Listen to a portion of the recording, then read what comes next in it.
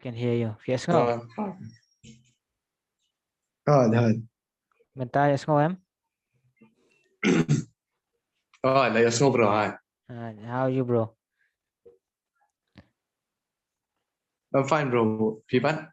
I'm fine too, bro. So yeah, welcome to the podcast, bro. Thank you for coming to this podcast, man. For giving us your time. Tulisbuan lah, bapi ad po rin ni. Thank you to you too, bro. Dah, kumno. Kebeli shibun ya fir juga. Kebeli So shibun ya fir. yeah, Kabiang yeah. ha. Alright. So nga ko ang ipi kaneka alut siding la sibet la alip laj biang tip tang sipang tip yo nam yo naman pendap ni podcast nga bat hero. Sipang alip telek kelai. Store ko cho am ban ngi bat pi. Katakan kiang kat. Kendai beje. Jangan tiap buat ribu kan dikejut deh. Kali kan. Cha lama ni alut siding ya masan poi por exam poi kini hiki por la shulu lip bat kelai. Daerah. Ayo daw bela. Kadai kata. So yeah, let's move on to the podcast. Adik ke kelam. Alam nak. Lah ajak kelam corona lah. Poi sang. Alah, kadai. Aji orang yang pilih ajak kelam corona. Apa sang. Lapoi sa kelam you kali. Nata kalai. Hey guys, welcome to the Neighborhood Boys podcast. Once again, we have with us Meban Lapang. Once again, you haven't come in the podcast day. Pilawan ha podcast isen nang bang ikam yo raban release kin mau en to kopor balik dan walking like kumni hita kasniu yang kena dua to kopor ro kadang yo pendap lagi to podcast. Ketika long nen no. Hi. So yeah, mata kesnipat we have so much to talk about with you ma. I'll move on ma. Okay then. Meban Lapang is an artist. He's a singer, R&B singer, pop singer. Like he's all ma ang bukumta. And then he's also a music producer. He's also like I don't know what to say anymore because la long baj barok la ma pila kuntup pila la barok la hi bemda. So yeah. Shabangin stang ta Meban introduce yourself to the audience ta.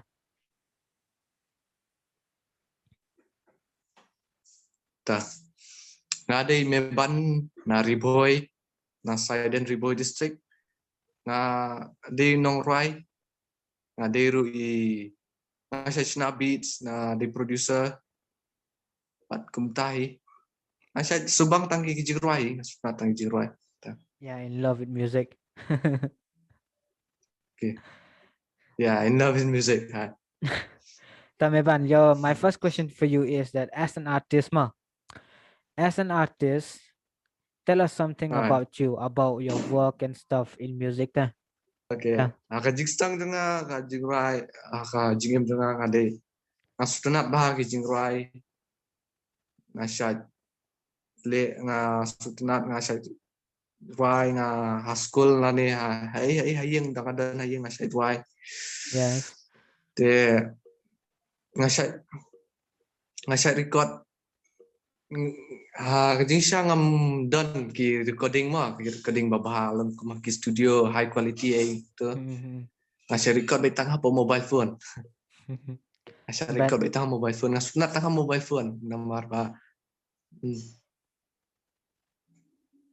Tai. Phi record by ban lab na FL Studio na. Ting le ban lab ting le FL Studio tai. Ta kum ka tingkali. Bodang asunat ngala kwale ka ban lab. Ta kum bangala ngan kali phi pang. Compare but ban lab but FL Studio software but phi sutunat ha ban use le bakam sokta like bakam sumbang ban use le ka quality ro ka kambiang. Obviously ban lab. Ban lab. Obviously ban lab. For me kan. Ta kum ta like FL Studio siya ngop ha ban lab la dai phone.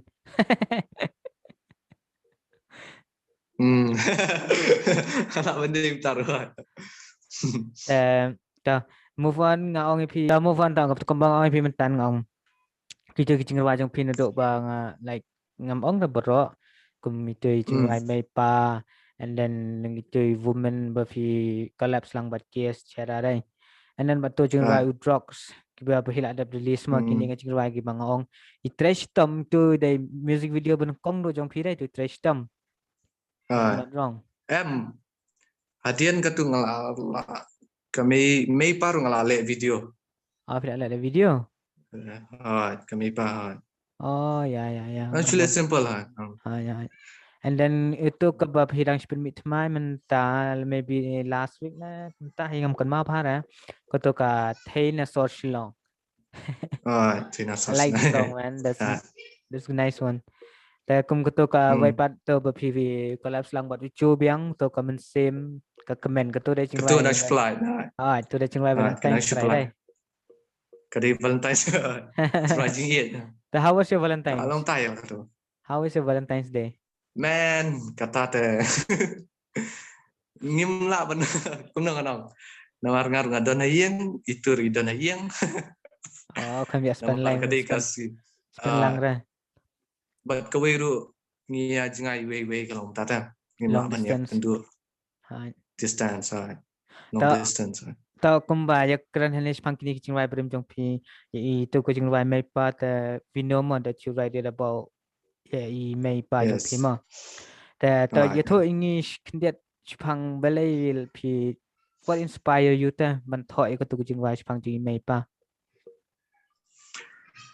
tho ya tu jing wai namar ngalong kuno mong no aqua bangan kuno bangan kuno ngan ai qua bên ai mình xem mi ki mi pa jong a kan qua bên ai mình xem ki ru nga thau na du ka donor mình xem bang ngam ga ha tu jurai ngam de bangar wai ban long kum no ngan churai long churai kum no churai kai tu nga thau na du mình xem bang roi na mình ta jong ki ang ban ai mình xem ki ru mình ta jong ki ta kan long ta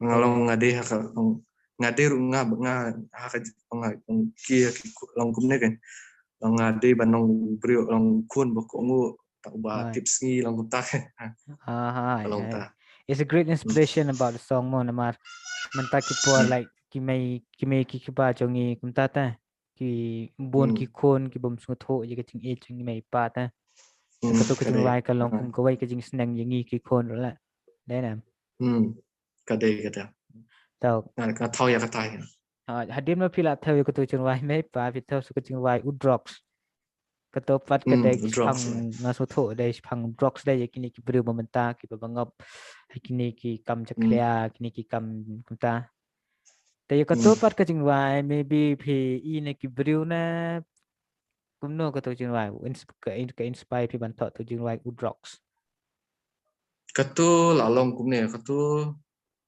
lalong kentup lang kumba fi ne kumba fi siam ya de ne lalong kumna kumba fi ngum ta kan lalong kentup lang tu means like kala kentup lang mat borok lai tili mak borok kita ki inspiration la sim lot na ta borok te katu ka diru ngala ya itu ang Hajingsha ya kata bang ngala siam ya de ngam 4 siam rema tang kata yang 4 siam re long katu kalong lalong kum tahi mah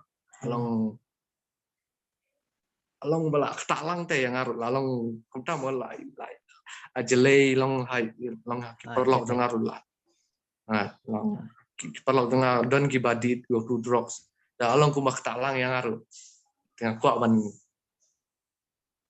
thau ya kan di jing rai ban ai kum ka message haiแต่ก็ตัวก็จึงไว้เทรชตอมก็ตัวจึงไว้เทรชตอมก็จังพีงาสงับยตัวจึงไว้ก็ยออินสปิเรชันให้ยังงี้กีบาคุมองบัดคุมงาบัดพีกีบาดังไรกีบาชุดดังlah kanนี่kelantiองอะไรยังงาบัดชุดดังอะไรงานองบัดละสเลมhinggaละsedang tang ba ngampat kiu ong ba kumta tangang kan ba yang as a like as still in the bottom tengah kan ba like banang sedang ta nama ban sedang tang ong la slem ban sedang la arsenal la sedang tu mo teman ketu ketres tom kalong inspire ha ban sengap nama kalong yangi ki betrai kum kene ka lentiro kum bajat ha kene lentiro kalong bat ba kai man sen yangi ban we'll go on with our life, with our career, and then we will like no matter what's the ups and downs there. In giải persiang cái ban Q strong untuk em tengin fresh tamban atau kedai ke message ke ba best pa ke to. Like I like the song so much dah. Ha, ke message yang tu ke jing right kedai ke ba ke ai nganong ke ba I'm insane hata yangi as an artist. Ha. So keep it up. Ki artist lu. Dia tang ki artist ki long ki singer. Ya kino ki sap lu kan kalau tak. Long la ai lang atau untuk lang. Ha, kedai ke piang any talent every like ke sap keno ke badan ki jaj buru. Like kalau kentup lang ta kalau I'm same lang. Tak kada ki bru ki basngap ya kale jingruan ki sngap ya kale exam ki snguth pha ta tang ba ki bru ki ba bom sngap bhara pa de ka lyrics ta ki sngap ya jingruan the quality the beats and all that it's good kin ong kum ta it's nice ma keep it up tang ba de ki sngap pa de ki lyrics am like kin ong ta like keep up with the good work kum ta kin appreciate bha ta de sngap ha the move on to the next aku awan ong hi she phang kani ko ke jingwa nga kwa ba ai explanation ni yangi kani ke jingwa jong phi ka ba thai na sor Shillong. Is it your girlfriend from Shillong or what? Yes, from Shillong. Oh, Takadamo. Okay, tell us something about that. About that song. Right. Katu ka jingwa nga thao kerpang hi na matai jong ima di some lại chẳng hạn, she on girlfriend chẳng hạn, cái thao nằm tay cho cái tu nggak aslam hao nggak thao ya tu mau jadi, nggak aslam ah, harus nama macam kat plat orang nggak thao ya tu am, nggak thao nggak pendi long nggak persngap ya iru nggak pet kene kalau kumno jadi, thì ông kabiang tambah ngam dapat inong sor yang tan ngam dapat in sor ngaruh ngade nanong kentong hiena yang tan pila siang ngam tan pi de kuna sha tu firwa tu chinwai pi de thai na sor Shillong nu but I like that part na sor Shillong setelah atau bentar fishing betul bentar kabiang I love that song bro, keep it up your good work mah penmi be like ketua track nga là nga thau nga long ngam đi bật thau ngam mà ketua track nga yo na ka free beats gitu kan free for profit free for non profit itu yang modify pat kendiat kan nga modify mga kendiat ketua track. Oh, good job, nice one man, the best. Nga hadukan ni nga la produce beats ram hak ching syam jong nga hadukan ni nga produce beats ram dan meteng ki banga download ki beats and then I like to go on that beats to drop my ngano kum no my bars on that beats ta kum to na marbelai sometimes katu ko feel ka bangi kwa ban ong ban sna ngim yo than la thik kum to but then the one online masun wat la yo takadao sometimes when I write songs and I want to spit some kum ta kwa ban ruai kwa ban rap kwa ban yu ta dengan download na internet subang hata ban like layo beta to ko feel ka bang kwa then when it comes to like the ong haban sna shwa haban ayu shwa katu ko feel ka bang kwa ngadu la kum ta kado ade ta takadao namar ong by sen ong patlong professional tala mo not yet professional tadai professional tala ong kwa sna kan ni la sna la adab kwa sna kan ni ko wairo ngamong na kata professional na ka wairo haad mo nga kum to nga kwa bangki sound ki bangki beats ki bang sna nga kwa bakin long kum to tang bahay ki plugins hay kiniki ay nganong hay kiniki preset la kim dan ra duna so yo ram the how the kwa to preset haban tet kum omnisphere they software ba like nong by dream software jonga aku halai omnisphere na do na men semam tang bangam yo ra na mar ban download crack omnisphere ro la khya pelat ula he pelat ado drill nhau chibi original kana try udan to nga I don't know original udan no tang ba I check kador sinam kador jong utu poi hado kataru berit right to bang check poi hado $50 na kumta $50 ta la chingai am singi chingai India ta la long kana $50 50 mday 15 50 50 oh 15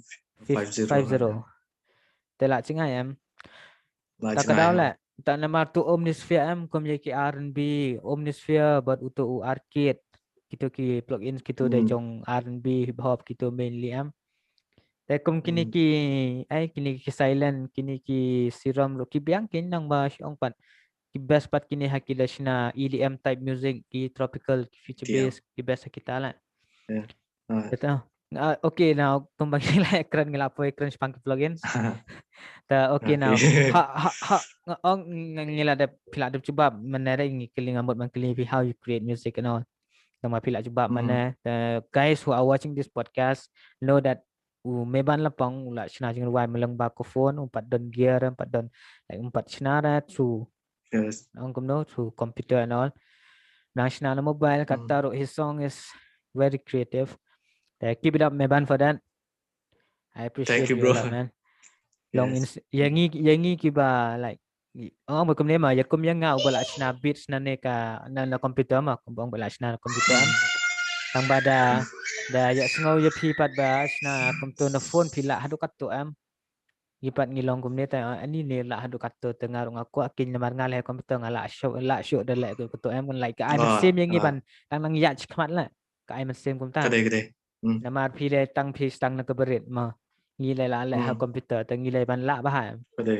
tak kadau la Cái đấy. kiba da pemik jing ruai pi kum to da yu pi kum to da sengap as ko tanat de jing ruai kalau inspired hala nga ban trace tam su ka kam jonga nga kum nga marbai nga bun ha nga yo nga sibo da telot ha ban sna jing ruai am like ngam don man sim ra ngam don kata ka man sim ban sna jing ruai tang ba once the la pemik jing ruai ki perlok jonga la ni the artist that I admire the most am like nga ayu bata nga to ko por am kimi be ta ki ideas ta ban sna jing ruai ban sna beat Cái đây.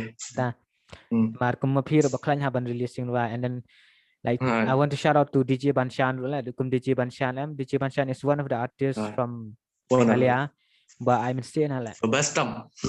For best time once he drop a song sam ngomong one side once he drop a song am DJ Banshan la ong ba ani la dai ngaro I want to make that kind of music and I want to be him kum ta la kwa bela ban la kum bo ula ta namaru he's so creative la DJ Banshan dai na long creative siya ha long creative siya Banshan ta tu telah best pula lah tu katu ka jigruai bau pelat bai pelat mentak no katu kayak itu along jigruai nyaman katu ka jigruai nyaman ha jigruai nyam katu ka Asia keteng nginjob nginjob dah cengat nginjob dah kecengat katu tengok ani semua am ki beat song tu balong unik lah tak kenal bersumbang man sengap balong unik pelat tak kenal lah and then not to forget DJ Banshan robot tebit ini nane DJ Banshan level apau hi Banshan tu level apau lah like on through social to try music YouTube try to kampau Namar tu mentang ila point 16 na kunta try subscriber lo la cross tama singai ha tetap move on like ngila crunch pang kini ki artist but move on to you okay what first got you into music bro menungkong kani ka jingam jonga ka bailam yang kani ka sab bangan rai kan rai bangan snajing rai kadai ka sab bau ai blay yang long kom tahi ka ade ka sab bau blay yang but astunat hi bangan kalau ngomne ngam da sutunat stay ya kino ki sab long tak kan lai pila apa bai ban fokus bai ha kene ka music career ngadon ka sab ngan itu ifi ka le ka secret talent jena kan hidden talent I mean kata hidden talent kadai ka sab kadai ka you ka ba long painting and drawing itu dah painting and drawing kata so tahu apa kata ngampat di penifat balai like you have to show in pila if you haduk kata yes ini painting le menta ba like it's ngonang kumno is most creative work lah kini creative I mean kini ki like painting kini ki artist like kumno I love that man bona kibri komisioner bona kibri benang bandro benang ban ayuam tang makin penmi rapat itu kesam So Cái đấy. ngakom ya phir ko way ngan OMP like you have to let it out. You have to show the world that what you can do. Yes, yes. You never know.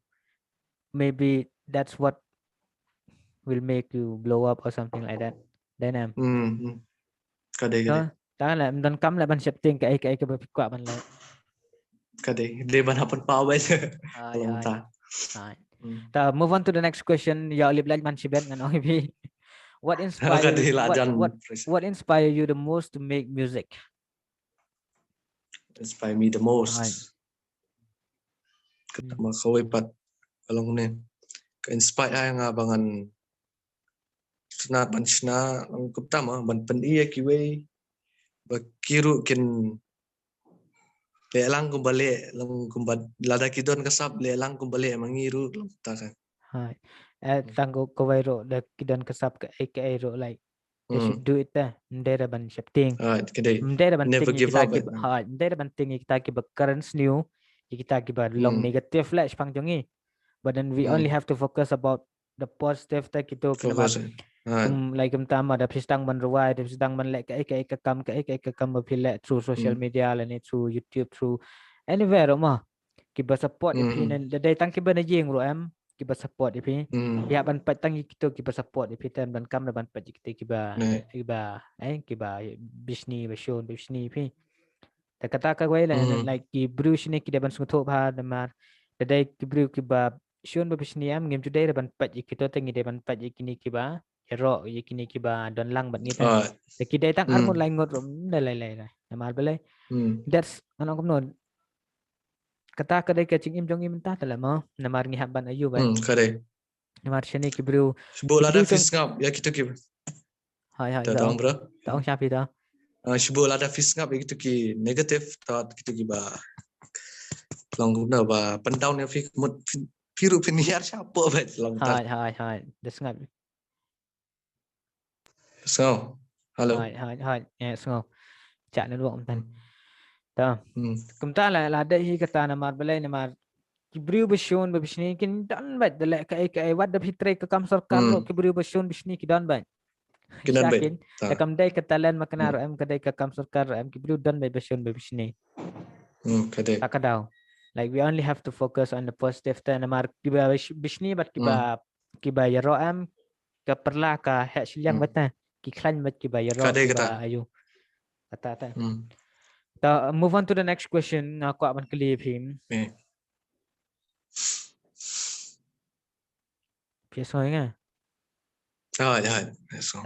The next question I would like to ask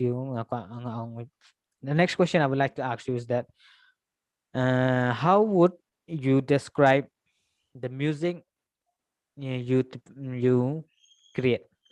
How would you describe the music you create? Pin describe bro. Ki genre ki jong pi and then ki jingruai ki jong pi ki day pang ta lại describe lại about your song ki ba pishnam ta kane ka ya lang ya ka jisna jonga ka jingruai lang ka genre ka jonga ka debet along kuna na like no ki metal anta ki rock mumble raps gitu kan mumble ngasih skap mumble rap semua tang bangam ngalong kuna like you're not creating that kind of music man yes mentang adang le pp focus ha ka R&B but ka pop dai pi indie pop dark pop gitu kilom tu na markum ko to ko wai ki jingwa chong pi ka blurry many faces ko to am ko to ngai sngo ngas ka ba to jingwa ka dai ka R&B vibes ko to dai kala dai be R&B la to pure R&B gitu kalong ta ta kum ko to ka thena sort silong pot kala along indie pop along something indie like pop music kum to ta ta mut phila bun la kitchen ro ba phi dai kum nga pat nga le de pat nga ya ba ha ka hip hop R&B tang kita hela like ngam mix sure ta na mar bon kibri ba nga like belai phim la EDM belai phim la ayo dan ko wai chingwa EDM ngam mi kedai ka Để phim empat dia sengoro kadai ka with UM kerteng berwai de ukemait dengan sina mangatin ke bin tang kata ka wai hinga sina kadai ke future base. And then ngam tu sina sina blai na mar ngatai la ban constraint kita kita jing wai. Kita kadai ka dau. Na mar ngakwa ba constraint ke feel ke bangayat am tang kata. Kan jing sunat lah dia. Hai. Enough about meta. What would you kena ke apa kena? The next question I would like to ask you is that who would you most like to collapse with? Like kanya kin ki foreign artist kanya batang kini ki artist na Shillong na like from Meghalaya ta. Lene not East so it's okay. All not East. Kata mo main thing kwa on collapse ya. No kuno ya ya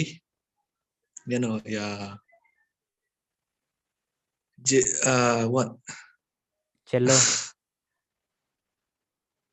Iyo kasih blood gue. Kasih blood. Kalau ngaku aban ngam nang mo bat nong tang gue ru ngaku aban collapse ya Jesling do. Nang tai kasih blood. Tambah main thing ngaku first thing ngaku aban kasih blood. Tai. Say lah bro, dreams will come true lah. One day dreams will come true. Just keep grinding. Ada. Ngapat kum ngapadam nga bangakwa do bon collapse day but day pi itho day nong ruai na Mizoram la day ai cello kerteng. Yes ngam. Cello. Oh cello ha. Sumpang lah cuma tu kan. Like ngam menshwa dream collaboration jonga an ong bala mo. Dream collaboration jangan nang ni am day ban rap ban rap lung dok lah. Ban rap lung dok. Ya, tu lah day dream collaboration jangan am. Tang ba like kumta like how aja dok mentah day yok tu why not mo comment mo. Nga dengar ong collaboration am kam day dah bangan ruai lang. How aja ruai lang long hi tang ba dengar yok pan produce am ngalahun lah. But nga excited lah banta nga itu kan. Excited bau lang dibok bau in collaboration dengan ngale kan ga along kum na remix kowe ke jurai ngadak kadai ka mensiam pila so nam update mo kadang cepo mensiam kerteng ke jurai kan ke jong ada pelai original jonga ke mensiam mau qua collapse ban le remix gitu nice one bro. That's your book. And I have book. I mean, kadai lah mana that that's a big like that's a big one man. Namar kum debug bela. Debug bela. He's one of the dopest. Debug. Ketuk kecing mo. Hai ong. Ngam tip lano info ni nga in pentip yang lano in collab say ong bet ba. Ya syak bet ngin saya le bet ya kan ni remix play kan ni jeng right. Tengok. Oh itu bro dengan abad mo kami lenti ya kata. Kami cuba ban try lang wat film. Kadai kum ko opportunity lah pila yok kata. Salah. Kadai. That's a big one bro. Congratulations mo even kampat yok ro kampat long ro kampat liat kam ra tang ba. Congratulations on that one mo. Kanang ko that's a kam long ne long excited bit long. Excited but amar like come through have high hopes then amar it never knows it might happen so kadai kata. Kado di bok tala dopest rapper lah. Next question nga ko man kliping. Next question nga ko man kliping am kadai. What famous musician do you admire the most? Zayn Malik. I mostly say Zayn Malik. Yeah. Zayn Malik mentale influence long R&B vibe tu. Long R&B influence long R&B tu. Ngam cus ngap la Zayn Malik am mensuang sangat po budan One Direction. Tang ba menta am kini kicing vibes gitu ki cing vai thamai menta itu better gitu ki ai ba dan tu ko jon janga ba ko wat kicing vai jong Zayn ba am ngal asdang man sangap la cing vai Zayn ni like la asdang ban adik la ban sangap cing vai Zayn kalau mana tu ngam cus ngap la mensuata namar ngapat nga cinglong jong nga cus ngap cing vai tham la lan NF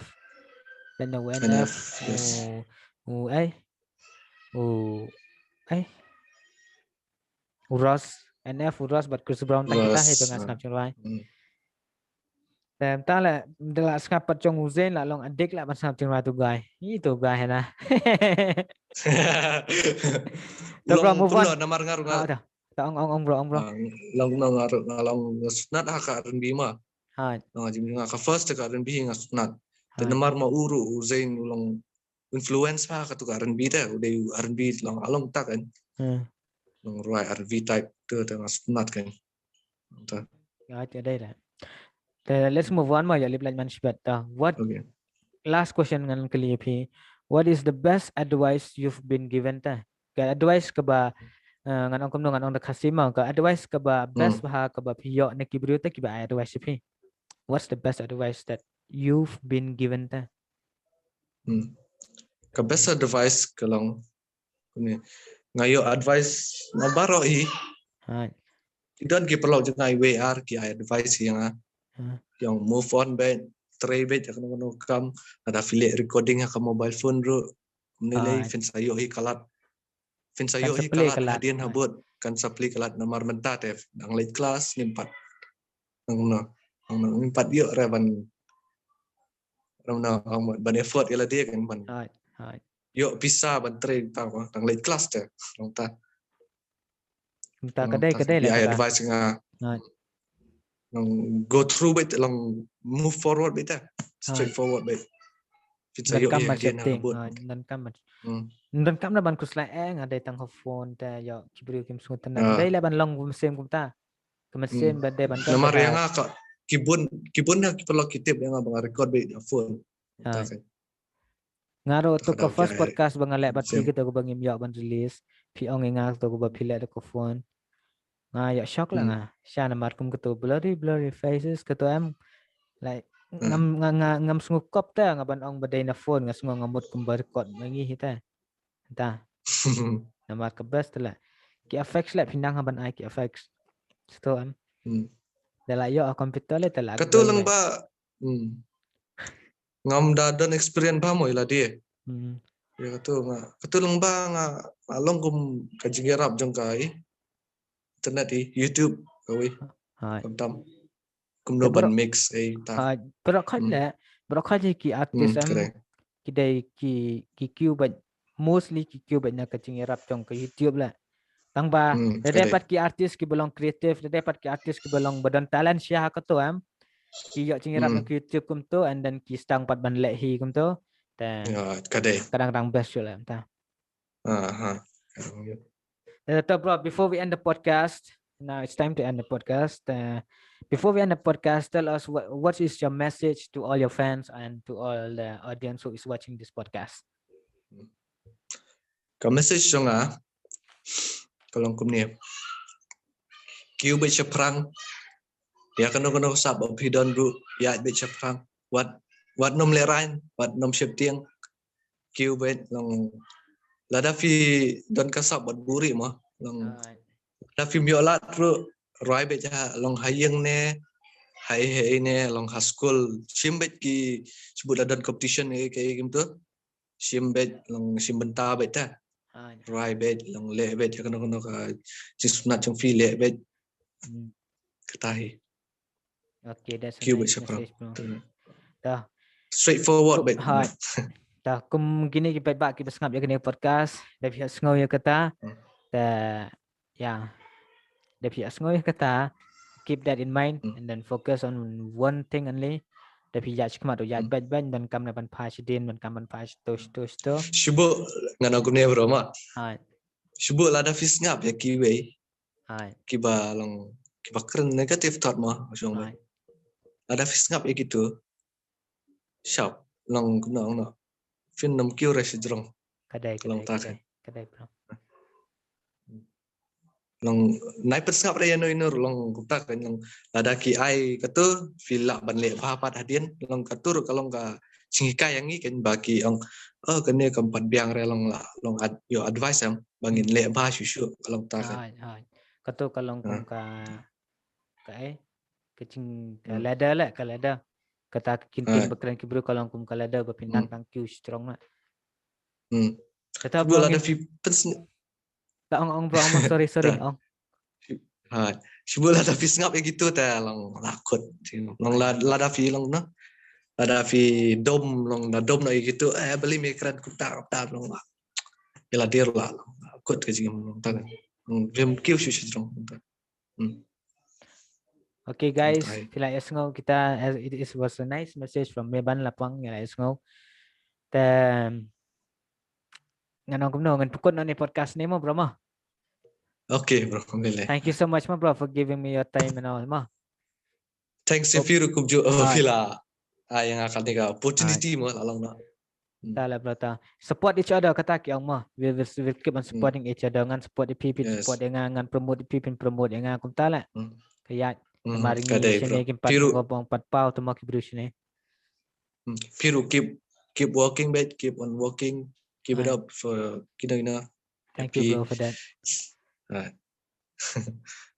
Okay guys, keep if you want to check Meban Lapang songs, check it out. The links will be provided in the description, and then kini ki jing rua trong Meban Lapang ro kila download hang ta sa check by hakal link nila bo description.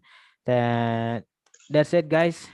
Thank you for watching this podcast, and thank you once again to Meban Lapang for coming to this podcast. And then hope next time we'll get to meet in person. Okay, bro? We'll do this podcast once again. Maybe after you do the collabs with Debunk. Yes. Maybe ngakuha bro but collabs with Piru. Oh bro, we will surely do. Next. We will surely do, bro. Okay, bro. And then bro, aku abang MP all the best. Okay, bro, for your collaboration. Dan bagbakan thank you, bro. Bro. Okay, then that's it, bro. Thank you so much for coming. Thank you so much, guys, for watching this podcast. And then, boom, peace out.